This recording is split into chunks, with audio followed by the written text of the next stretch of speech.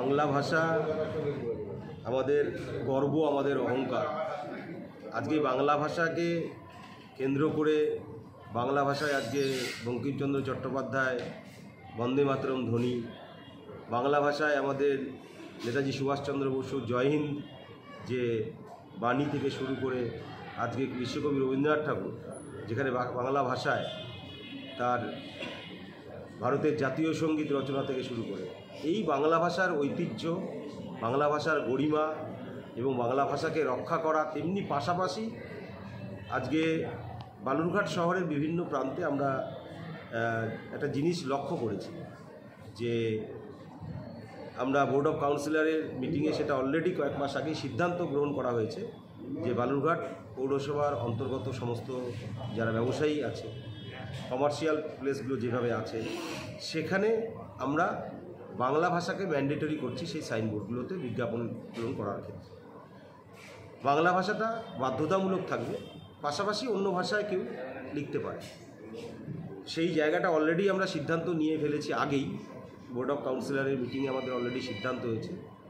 খুব দ্রুততার সঙ্গে বালুরঘাট শহরে এটাকে ইমপ্লিমেন্ট করার জন্য সেই প্রক্রিয়া আমরা শুরু করেছি।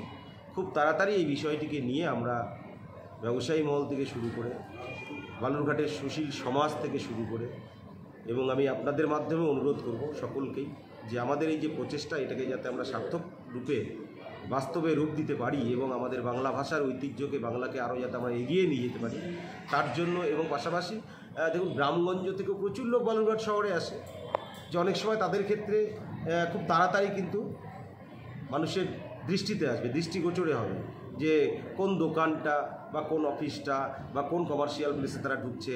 তো এই বাংলা ভাষাটার প্রচলনটাকে আরও বাড়ানোর জন্য আজকে এই সিদ্ধান্তটা আমরা গ্রহণ করেছি। তাই খুব দ্রুততার সঙ্গে বালুরঘাট পৌরসভা এটাকে ইমপ্লিমেন্ট করার জন্য আমরা মাঠে নামছি। কোন কোন বিষয়ে আপনারা ইমপ্লিমেন্ট করছেন, এই বাংলা ভাষাটাকে নিযুক্ত করছেন?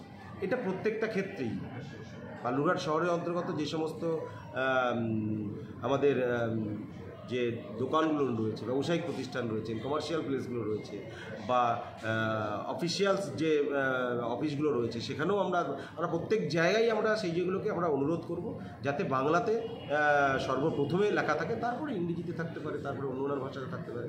বাংলাটাকে আমরা বাধ্যতামূলক করতে চাইছি এবং সেই জন্য আপনাদের সহযোগিতা লাগবে, প্রত্যেকটি মানুষের সহযোগিতা লাগবে, ব্যবসায়ী মহলের সহযোগিতা লাগবে। সকলের কাছেই আমরা অনুরোধ করব, আমরা অ্যাওয়ারনেস করব এর জন্য, আমরা ড্রাইভ দেবো এর জন্য, এবং সবার সহযোগিতায় আমাদের বিশ্বাস যে বালুরঘাট পৌরসভার অন্তর্গত 25টি ওয়ার্ডের মধ্যে সর্বক্ষেত্রেই আমরা 100% সফল হব এই বিষয়ে। এই ক্ষেত্রে কি কোনো জায়গায় হোর্ডিংয়ে প্রোপাইটারের নাম বাধ্যতামূলক হচ্ছে? না, এই বিষয়টা হচ্ছে যে দোকানটা হয়তো কোনো একটা দোকানের নাম দেখবেন হয়তো ইংরেজিতে লেখা থাকতে পারে বা অন্য কোনো ল্যাঙ্গুয়েজে লেখা থাকতে পারে।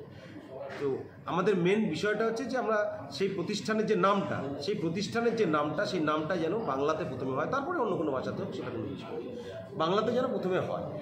এই বাংলা ভাষার প্রচলনটাকে আমাদেরকে আরও বাড়ানোর জন্য আমাদের বাংলা ভাষা এবং বাংলার এই ঐতিহ্য, বাংলার এই যে গৌরব, বাংলার যে সৃষ্টি, কৃষ্টি, কালচার, সমস্ত কিছু বাংলা ভাষা। আজকে আপনারা জানেন যে এটা স্বাধীনতা সংগ্রামের ইতিহাসই বলুন, বর্তমান সমাজ ব্যবস্থাতেই বলুন, সর্বক্ষেত্রেই বাংলা যে এগিয়ে, এবং আমাদের বাংলা ভাষায় আমরা কথা বলি, বাংলা ভাষা আমাদের কাছে গৌরব, আমাদের অহংকার।